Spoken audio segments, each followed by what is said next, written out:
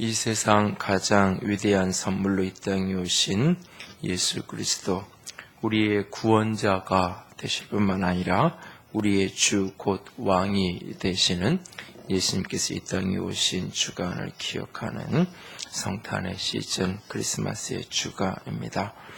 기쁨과 감격으로 맞는 이 크리스마스의 주간에 선지자 스바냐를 통해서 주께서 우리에게 주신 말씀을 함께 듣기를 원합니다.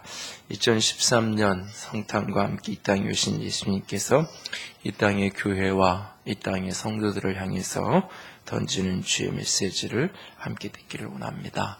보면 16절을 보면 하나님은 오늘 스바냐 선지자를 통해서 이렇게 말씀하고 계십니다. 그날의 사람이 예루살렘에 이르기를 두려워하지 말라, 시온아 내 손을 늘어뜨리지 말라. 예루살렘아 두려워하지 말라, 시온아 내 손을 늘어뜨리지 말라 라고 말씀한다고 말합니다. 여기에 내 손을 늘어뜨리지 말라 라고 하는 이 표현은 표준 세번역 성경에 보면 힘없이 팔을 늘어뜨리고 있지 말아라 이렇게 되어 있고, 쉬운 성경 번역에는 아무 일도 할 수 없다고 낙담하지 마라, 그리고 카톨릭과 함께 번역한 공동 번역 성경에는 기운을 내어라 라고 번역이 되어 있는 것을 보게 됩니다. 다시 말해서 내 손을 늘어뜨리지 말라 하는 말씀은 곧 힘을 내라 라고 하는 말씀입니다. 이것을 우리가 사용하는 일상적 언어로 바꾸어 놓으면 이것은 기죽지 말아라 하는 말이 될 것입니다. 오늘 하나님의 교회와 하나님의 백성들을 향해서 오늘 이렇게 말씀하십니다. 너희들이 힘을 내고 기죽지 말라, 기운을 내라, 아무 일도 할 수 없다고 낙담하고 낙심하지 말라, 기죽지 말고 힘을 내라 라고 오늘 우리에게 말씀하십니다. 오늘 성탄의 시즌에 주님이 우리에게 하시는 이 말씀을 가슴으로 듣고 믿음으로 품을 수 있는 모두가 될 수 있기를 원합니다. 히스기야라는 아주 좋은 왕이 있었습니다. 그러나 그 왕에게는 므낫세라는 아주 악한 아들이 있었죠. 좋은 아버지에게서 나쁜 아들 므낫세가 나오고 결국 므낫세의 폭정을 하는 동안 이스라엘 백성들은 심각한 도덕적, 종교적 부패에 빠져들고 맙니다. 소위 종교적 혼합주의가 만연하게 되어지는 것입니다. 이것저것 막 섞어 놓아 진리를 잃어버리는 어두움이 그 땅을 지배하기 시작한 것입니다. 얼마 전에 있었던 부산에서 있었던 세계교회협의회 총회 현장에서 한쪽에서는 예배를 드리고 또 한쪽에서는 그 진원곡을 올려드리며 구판을 벌리는 모습처럼, 한쪽에서는 십자가를 걸어놓고 한쪽에는 또 용으로 상징되는 이교도의 문양을 하고 있는 북과 징을 울리면서 총회의 개막을 알리는 혼합주의 색채가 가득했던, 더 나아가서 동성애를 긍정적으로 바라보는 선언까지 채택되어지는 그런 모습들처럼 오늘 예루살렘 성전 안에 태양신 숭배가 성행하고 있고, 바알과 아세라를 숭배하고 강신술과 우상 숭배와 결탁되어진 매춘행위가 나라 안팎에 기승을 부리던 그던 때였습니다.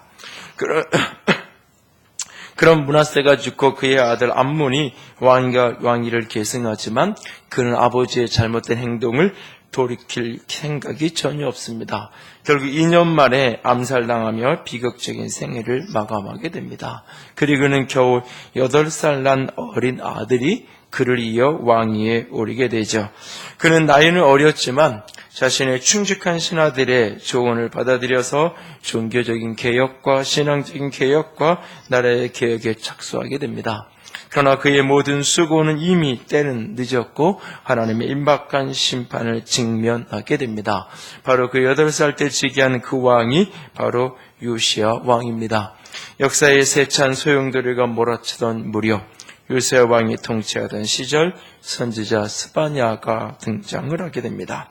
선지자 스바냐는 예레미야와 더불어서 이스라엘 땅에 앞으로 내려질 하나님의 심판을 예언하게 되어집니다. 스바냐는 원래 히스기야의 현손으로 궁중의 귀족이었습니다. 그렇기 때문에 그는 나라 안팎에 일어나는 대부분의 일들을 잘 알고 있었을 것입니다. 뜻 있는 사람들이 나라의 멸망을 예견하고 있었고 풀이 죽어 가고 있었습니다. 사회는 도덕적으로 종교적으로 그 아름다움을 잃어버리고 어두움 속에 방황하던 시대에 바로 오늘 스바냐 선지자가 등장하게 되어집니다. 어두움의 시간에 이스라엘은 물론 이방 민족들마저 다 갈대아 사람들에 의해서 파멸되고 말 것이라는 메시지가 선지자를 통해서 전해져 내려옵니다. 그리고 그 시대에 장차 임할 하나님의 재앙과 심판의 메시지가 선지자를 통해 선포되어집니다. 이 말을 듣고 수많은 백성들은 혼비백산 절망에 빠져듭니다. 나라 꼴은 엉망이고 심각한 도덕적 부패 속에 빠져 들어갑니다. 그리고 하나님의 심판이 멀지 않았다는 메시지가 여기저기서 들려옵니다. 2013년 추운 겨울을 보내는 대한민국의 모습과 어쩌면 흡사 닮은 듯합니다. 사람들은 저마다 깊은 절망과 피탄 속에 한숨을 되뇌이는 것을 보게 됩니다.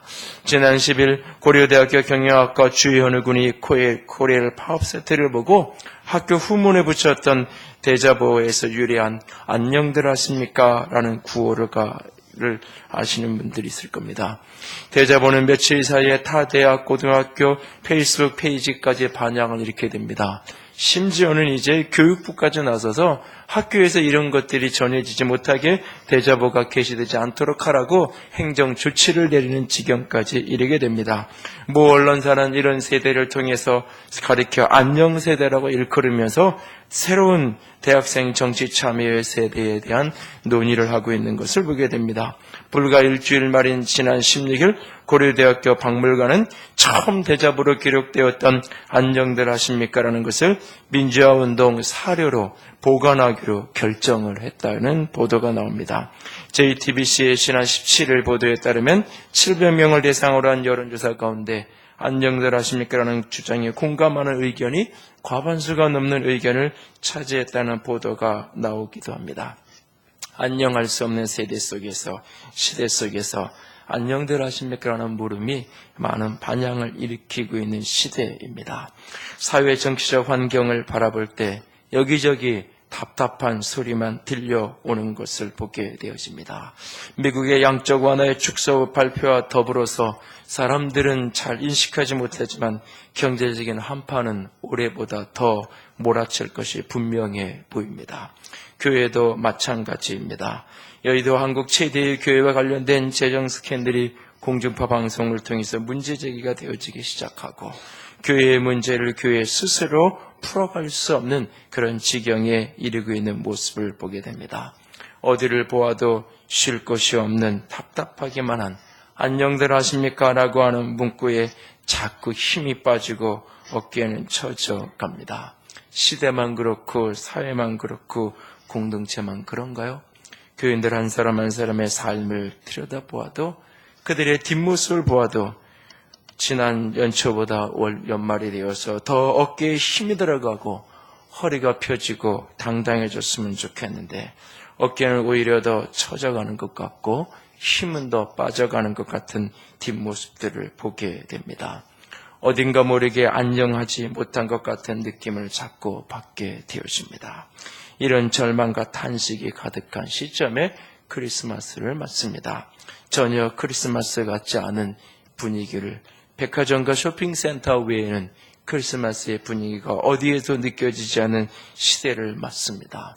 오늘 이런 시대에 오늘 선지자를 통해서 우리에게 주시는 메시지, 심판을 넘어 우리에게 희망을 말씀하시는 그분의 음성을 가슴으로 영으로 들을 수 있기를 원합니다. 비탄과 탄식을 넘어선 희망의 노래를 오늘 선지자를 통해서 들을 수 있기를 원합니다. 바로 그 어두움 속에 주어진 구원의 약속, 그 약속의 초점에는 바로 메시아가 오신다는 것이 그 중심에 있습니다. 메시아가 오시면, 그리스도가 오시면 모든 것이 달라질 것이라고 우리에게 말씀하십니다. 현실은 절망적이지만 미래는 아직 희망을 기대할 수 있다고 우리에게 말씀하고 있습니다. 이 희망의 새벽을 기다리는 교회와 믿음의 사람들에게 허락하신 격려의 말씀, 소망의 말씀을 받을 수 있기를 원합니다. 모든 부패 속에 아직도 신앙의 정죄를 지키며 살아가는 사람들, 모든 사람들이 신앙을 버리고 하나님을 거절했던 그 와중에도 여전히 하나님 앞에 신실했던 남은 자라고 불려오는 사람들에게 주어진 희망의 메시지, 메시아가 오실 거라는 그 메시지, 이 세상 가장 위대한 선물, 이 세상 가장 소중한 선물 메시아 주 예수 그리스도가 우리 가운데 오셨고 그러므로 말미암아 우리에게 새로운 희망이 열릴 것이라고 주는 우리에게 말씀하고 계십니다. 우리 가운데 오셨고 우리 가운데 계신 메시아 예수 그리스도, 그분으로 말미암아 우리에게 다시금 희망과 소망이 일어날 수 있기를 원합니다. 오늘 그렇게 우리 가운데 찾아오신 주 예수 그리스도, 우리의 희망으로 오신 그분께서 오늘 기가 죽어가고 있는 사람들에게, 그럼에도 불구하고 아직도 신실함을 버리지 않고 믿음으로 걸어가기 원하는 세대들에게 힘을 내라고 말씀하십니다. 기죽지 말라고 우리에게 말씀하십니다. 오늘의 현실이 한없이 우리를 기죽게 하지만 그분은 우리 가운데 다시 오셔서 우리에게 힘을 내라고 하십니다. 그분 때문에, 주님 때문에, 우리의 주 그리스도 예수 그분 때문에 오늘 다시 힘을 내고 기죽지 않고 다시 일어서서 당당하게 세상을 직면해 갈 수 있기를 원합니다. 오늘 14절 이렇게 말합니다. 시온에 따라 노래할지어다. 이스라엘아 기쁘게 부를지어다. 예루살렘아 전심으로 기뻐하며 즐거워할지어다. 즐거워할 수 없는 상황이요 노래할 수 없는 때이지만 그럼에도 불구하고 시온에 따라 노래할지어다. 이스라엘아 기쁘게 부를지어다. 예루살렘에 따라 전심으로 기뻐하며 즐거워하라고 말씀하십니다. 그리고 16절에 이렇게 말씀하십니다. 내 손을 늘어뜨리지 말아라. 위축되고 낙담하지 말아라. 기죽지 말라고 우리에게 말씀하고 계십니다. 오늘 이 메시지를 전하고 있는 스바냐, 그 이름의 뜻은 하나님이 지켜주신다, 하나님이 보호하신다라고 하는 이름의 의미를 갖고 있죠. 이렇게 좋은 이름의 뜻을 가진 좋은 선지자가 오늘 우리에게 좋은 말씀을 주고 계십니다. 내 손을 늘어뜨리지 말아라.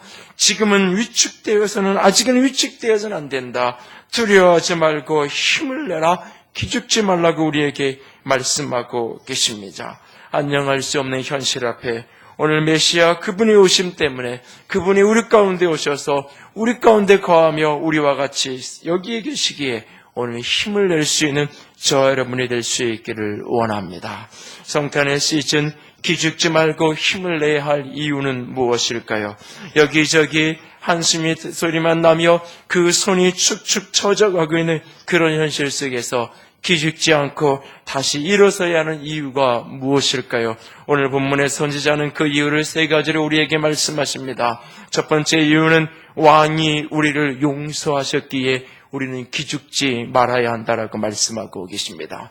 왕이신 그분께서 우리의 모든 것을 다 용서하셨기에 우리는 다시금 힘을 내야 합니다.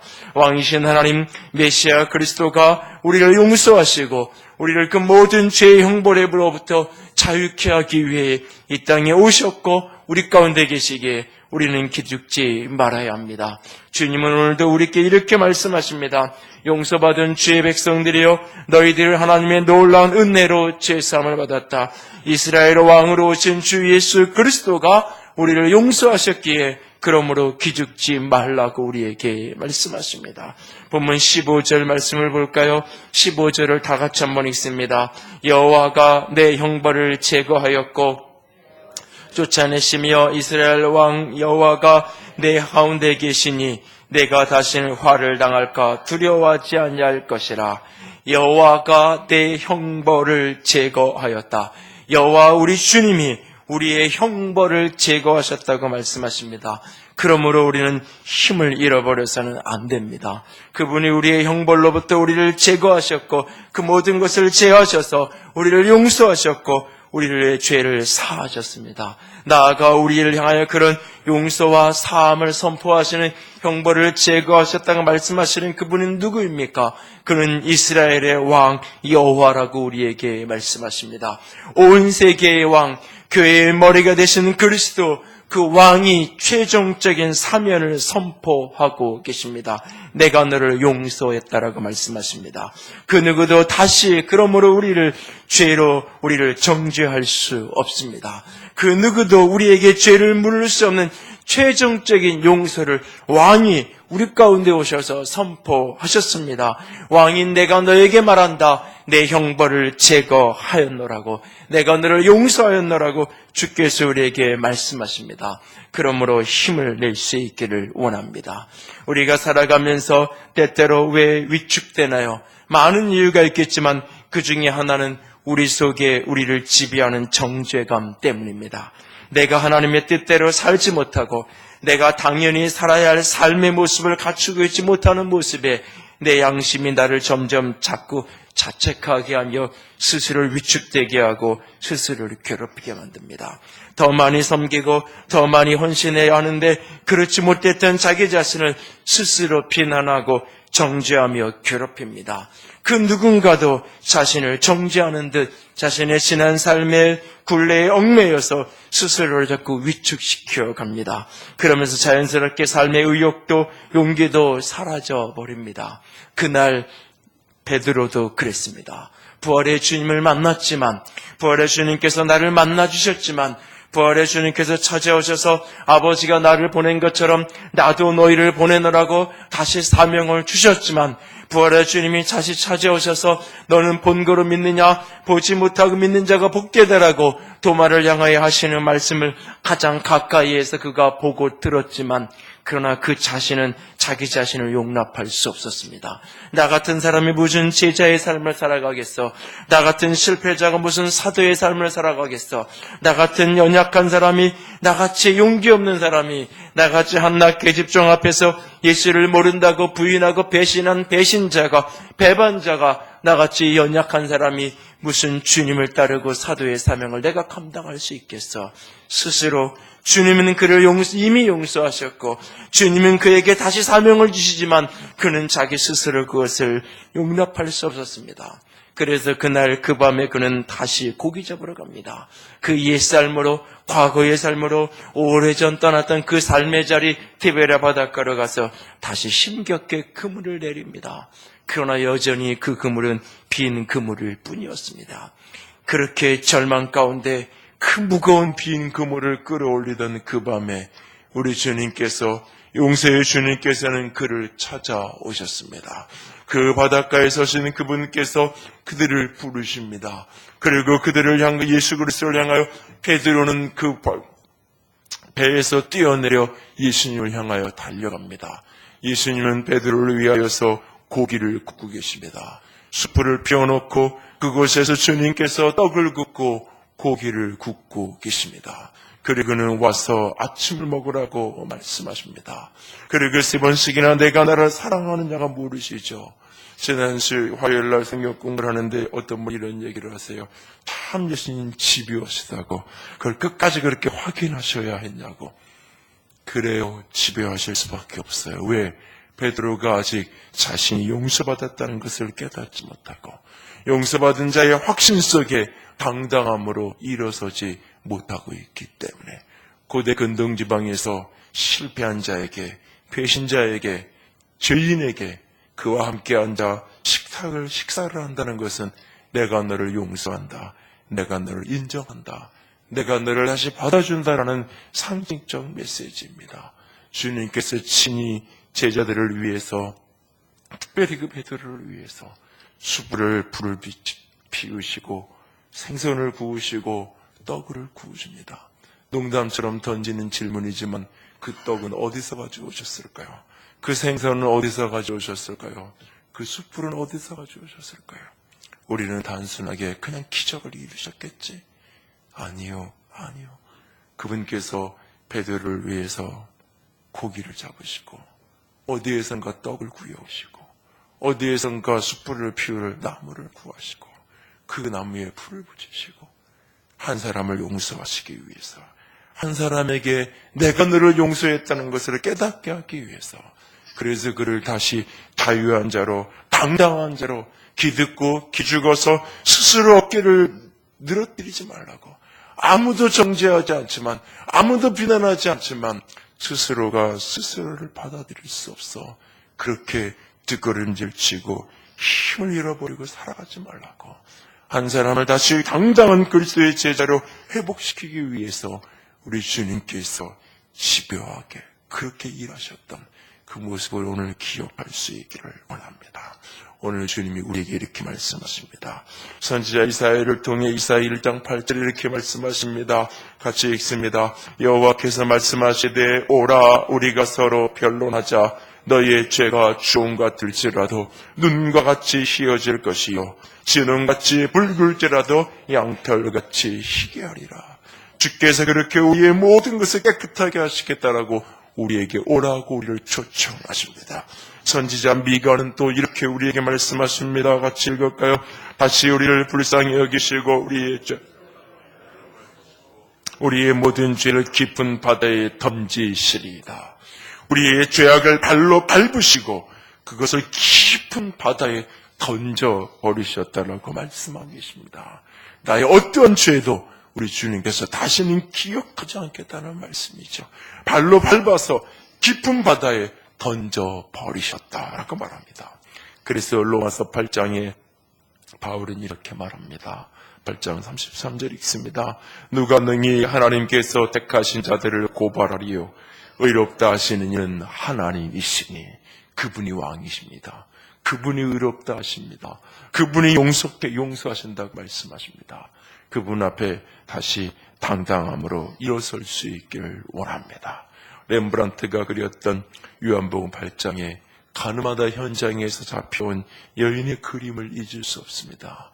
그렇게 주님 앞에 엎드려져 있는 그 여인, 그런데 아주 너무너무나 따뜻한 빛이 그렇게 땅에 엎드려져 있는 여인을 비추고 있는 모습을 보면서 많은 생각을 하게 합니다.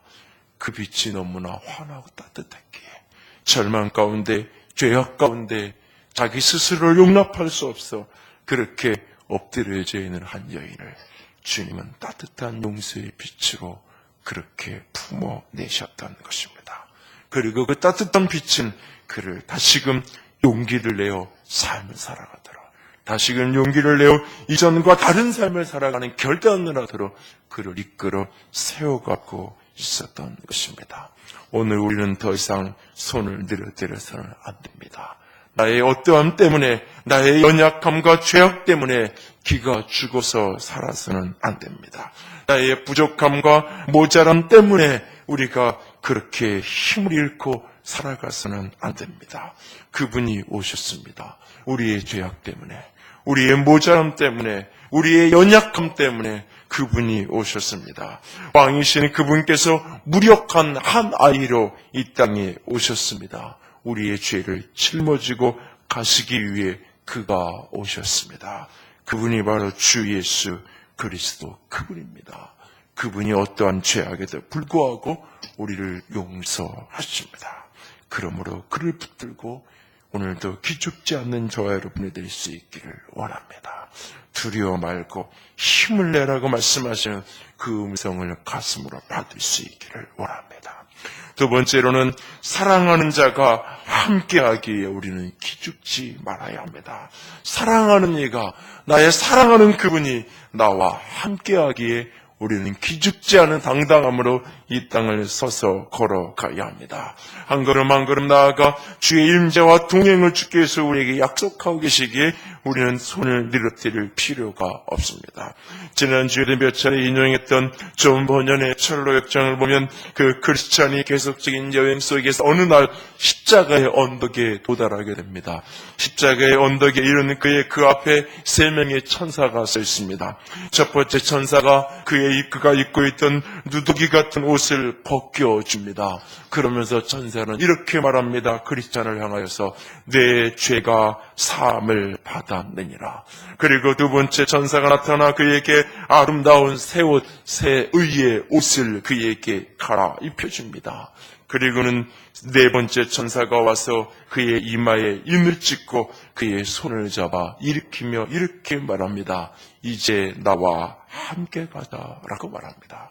우리를 용서하시고 우리를 의의 옷으로 입히신 주님께서 이제는 우리 가운데 거하시며 우리와 함께 하시겠다고 말씀하십니다. 일어나 나와 함께 가자라고 말씀하십니다. 오늘 보면 17절에 이렇게 말씀하고 계십니다. 17절을 다 같이 읽습니다. 너희 하나님 여호와가 너희 가운데 계시니 그는 구원을 베푸실 전능자이시라. 그가 너로 말미암아 기쁨을 이기지 못하시며 너를 잠잠히 사랑하시며 너를 말미암아 즐거이 부르며 기뻐하시리라 하리라. 진정 하나님이 우리와 함께 하신다고 말씀하십니다. 진정 그분이 우리 가운데 거하신다고 말씀하십니다.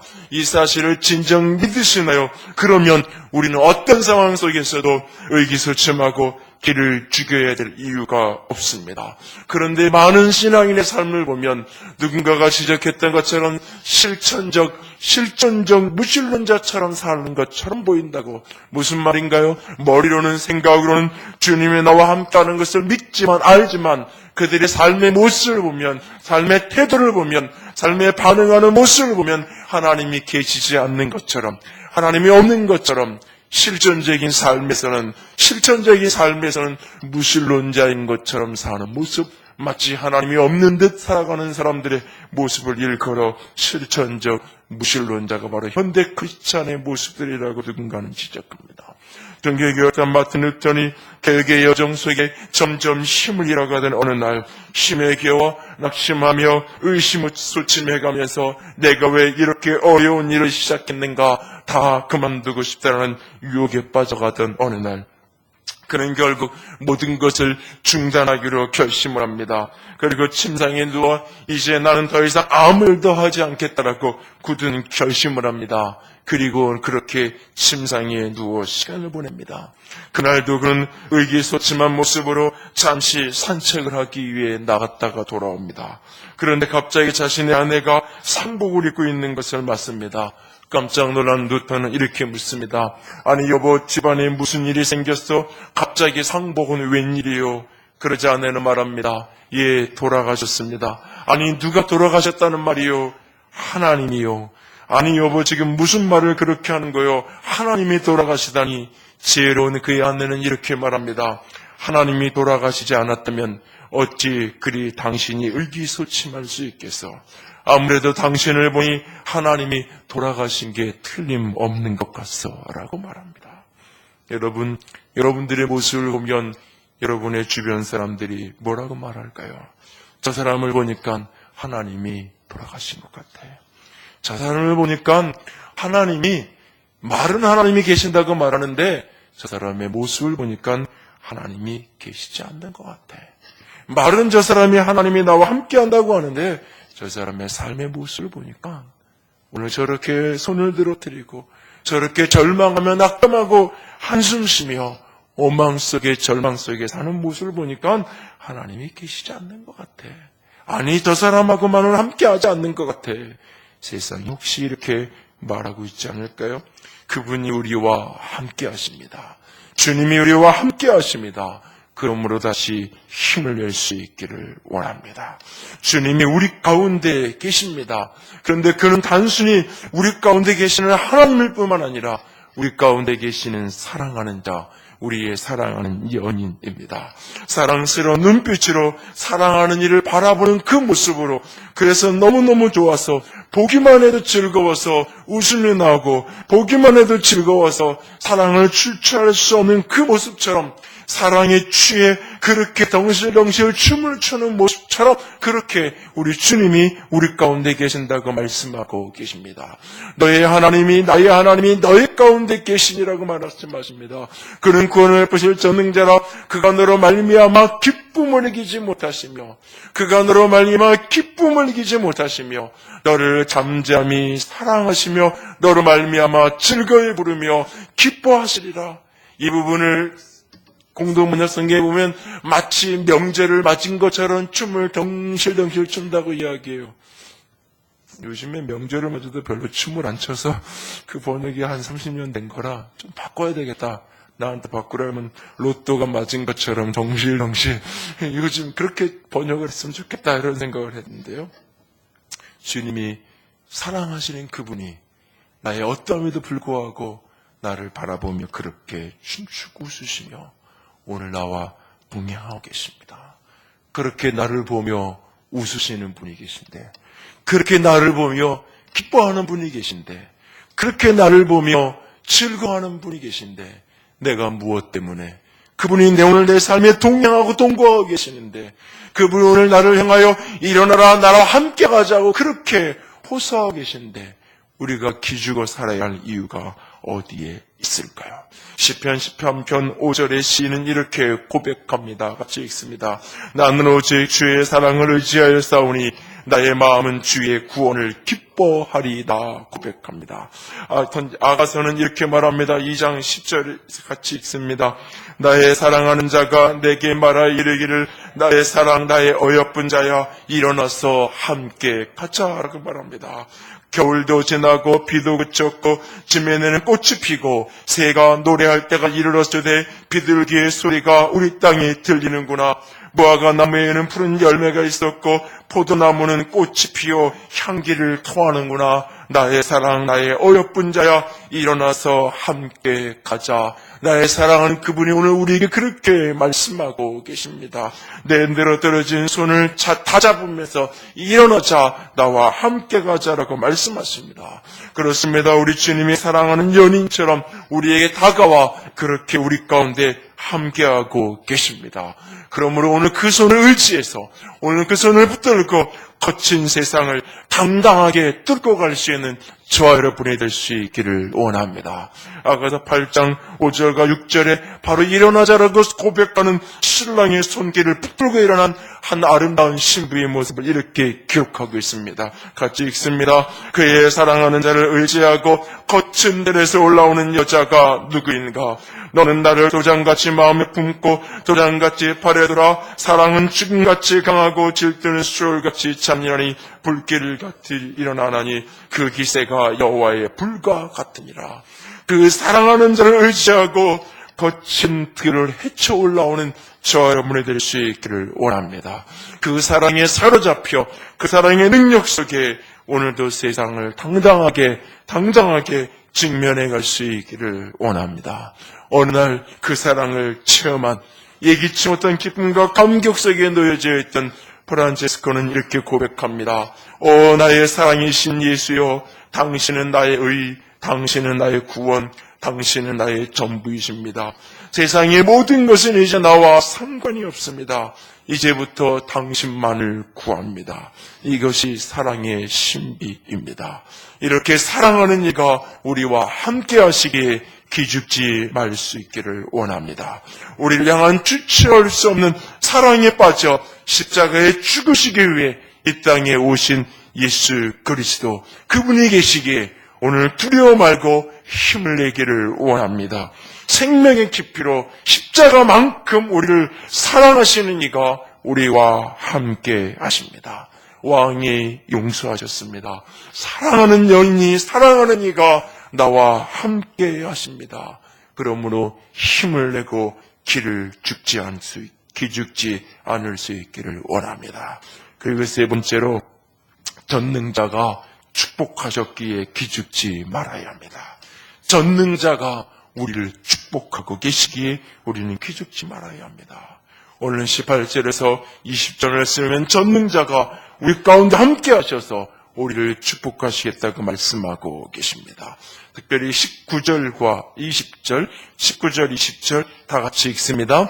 그때에 내가 너를 괴롭게 하는 자를 다 벌하고 저는 자를 구원하며 쫓겨는 자를 모으며 온 세상에서 수혈받는 자에게 칭찬과 명성을 얻게 하리라. 내가 그때에 너희를 이끌고 그때에 너희를 모을지라. 내가 너희 목전에서 너희의 사로잡힘을 돌이킬 때에 너희에게 전한 만민 가운데 명성과 칭찬을 얻게 하리라. 여호와의 말이니라. 전능자, 오늘 17절에 구원을 베푸실 전능자가 우리 가운데 계신다고 하셨는데, 그분이 우리를 괴롭게 하는 자를 다 벌하시고 내가 너를 구원하여서 쫓겨난 자를 모을 것이고 저는 자를 일으켜 세울 것이고 온 세상에서 수욕과 수치를 당하는 이들에게 칭찬과 명성을 주시겠다고 말씀하고 계십니다. 지금 망해가고 있는 이스라엘 백성을 향해서 주는 말씀하시는 겁니다. 내가 너희를 다시 모을 것이다. 이 땅에서 너희를 내가 다시 회복할 것이다. 내가 너희들에게 칭찬과 명성을 얻게 하실 것이라고 약속하고 계십니다. 전능자의 구원의 축복이 우리를 잃어버린 명성과 칭찬으로부터 회복되게 할 것입니다. 때로 이 땅의 교회가 세상의 비판을 받고 세상의 목을 먹을 때가 있습니다. 이 땅의 하나님의 사람들이 세상에 한없이 수치를 당해야 할 때가 때로는 있을 것입니다. 그러나 십자가의 죽음을 넘어선 부활의 영광으로 승리하신 우리 주님께서 그 모든 잃었던 칭찬과 명성을 다시 회복시켜 주실 것입니다. 하나님의 축복 속에 우리를 다시 일으켜 세워 주실 것입니다. 축복을 위해 믿는 것이 합당하지 않은지 모르지만 믿는 자에게 축복이 따른다는 것만은 분명한 사실입니다. 자녀를 향하여 축복하고 싶지 않은 부모가 어디에 있겠습니까? 사랑하는 아들아, 사랑하는 딸아, 너희들은 칭찬과 명성을 얻게 될 것이다. 그러므로 그날이 올 때에 힘을 내라, 용기를 내라. 아버지가 자녀에게 말하는 것처럼 주님이 우리에게 그렇게 말씀하고 계십니다. 망해가는 나라의 마지막 불꽃을 부둥켜 안고 오늘 주님 앞에 신실한 자로 서서 전능하신 하나님을 바라보며 살아가기 원하는 이들을 향하여 주께서 말씀하십니다. 내가 너희들에게 명성과 칭찬을 다시 회복시킬 것이다 라고 말씀하십니다.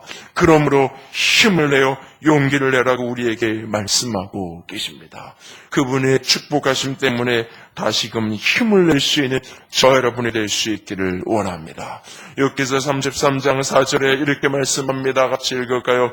하나님의 영이 나를 지으셨고 전능자의 기운이 나를 살리시느니라. 주님이 우리를 다시 살리실 것입니다. 선지자 이사야를 통해 이렇게 언약하십니다. 61장 7절 같이 읽습니다. 너희가 수치 대신에 보상을 배나 얻으며 몫으로 말미암아 즐거워할 것이라. 그리하여 그들의 땅에서 갑절이 나오고 영원한 기쁨이 있으리라. 하나님은 반드시 우리의 모든 수치와 고난으로부터 우리를 회복하실 겁니다. 아니 갑절로 우리에게 부어주시고 함께하여 주실 것입니다. 욥을 그렇게 회복하셨던 것처럼 반드시 그분께서 역경을 돌이켜서 하나님의 축복으로 갚아주실 것입니다. 오늘 바울은 이미 그 축복을 누리며 에베소 1장 3절에 이렇게 하나님을 향하여 찬양합니다. 같이 읽을까요? 찬송하려다 하나님 곧 우리 주 예수 그리스도의 아버지께서 그리스도 안에서 하늘에 속한 모든 신령한 복으로 우리에게 주시되. 그렇습니다. 하나님의 교회와 성도들에게 세상이 알지 못하는 하늘에 속한 신령한 복이 있습니다.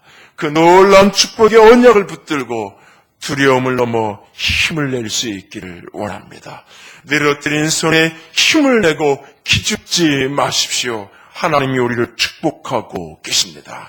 세상이 교회를 어떻게 비판하고 조롱한다 할지라도, 세상이 어떻게 그리스도의 사람들을 기죽이는 일들로 오늘 우리를 고통스럽게 한다 할지라도, 하나님이 아버지가 왕이 전능자가 우리를 축복하고 계시기에 오늘 그 축복하심을 바라보면서 그 언약을 바라보면서 오늘도 기죽지 말고 힘을 내는 저 여러분이 될 수 있기를 원합니다.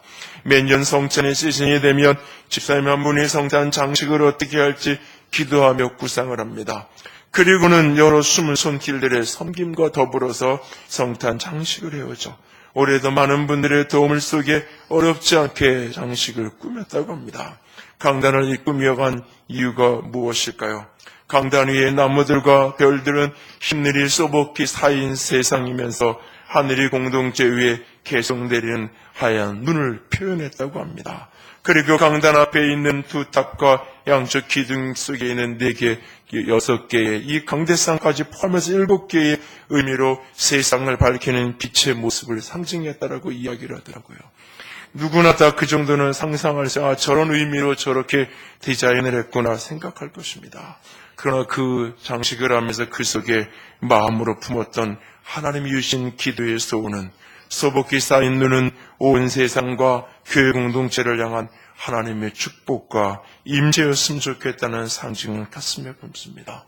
온 세상 위에, 오늘 하늘의 공동체 위에 하나님의 축복이 소복히 쌓인 흰 눈처럼 그렇게 가득 쌓여가기를, 아니 오늘도 그렇게 하늘로부터 그렇게 눈이 내려 우리를 덮고 있음을 소망하면서 바라보고, 그리고 강대상과 두 탑과 4개의 기둥은 하나님의 보좌의 7 촛대와 7 촛불처럼 보좌 앞에 7 영의 임재를 가슴에 품고, 하나님 우리 가운데 여전히 그렇게 주님이 기름 부음으로 임재하여 계시죠. 하나님 여전히 주께서 우리 가운데, 우리같이 이렇게 초라하고 작은 공간이지만 주께서 임재하여 계시죠. 주께서 당신의 축복으로 우리 가운데 함께 하심을 믿습니다. 그 축복이 여전히 흘러가기 원하고 그 기름 부음이 여전히 가득 넘쳐나기 원합니다. 그 간절한 소원을 담아서 기도하면서 하나하나를 걸고 붙였다고 이야기합니다. 오늘 작은 상징의 그림이지만 오늘 그것은 실제입니다. 주님이 오늘 우리 가운데 그렇게 축복으로 기름 붓고 계십니다.